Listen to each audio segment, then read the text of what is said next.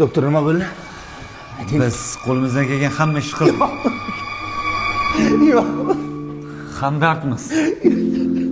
Afsus, Unaqa demang. qaynonangizni saqlab qoldi.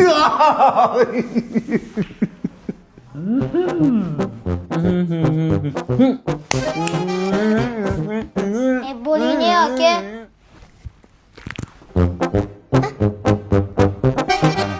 Tashqari chiqasan, yoshlarning o'rtasida chaqirsan, aka o'zing ukol urib qo'yib deysan. Doktor, men 3 mahal ovqatdan keyin dori ichasan deb edingiz-ku. Shuni 1 mahal ovqatdan keyin ichsam bo'ladimi? Nimaga? 3 mahal ovqatlanishga sharoitim bo'lmayapti-da. Doktor, nima bo'ldi? Sizga javob beramiz. Tuzaldimmi? Yo'q. Dorilarimiz tugadi. Yana sizmi? Doktor, bolamni sharillab ichib ketyapti-da. Ketsa ketavermaydimi? Nima qilasiz? Ushlab qolishga harakat qilib. Menga qarang, ketgan ketaveradi, qolgan qolaveradi. Ana o'shanda odam kimligini bilib oladi.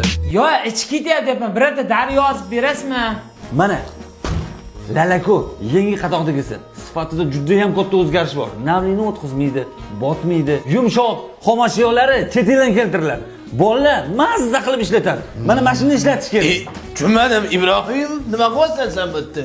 O'zi hech narsani tushunmaysan. Tuturug'ing yo'q. Chiq. Nima xizmat? Shu bolam ichib ketyapti-da.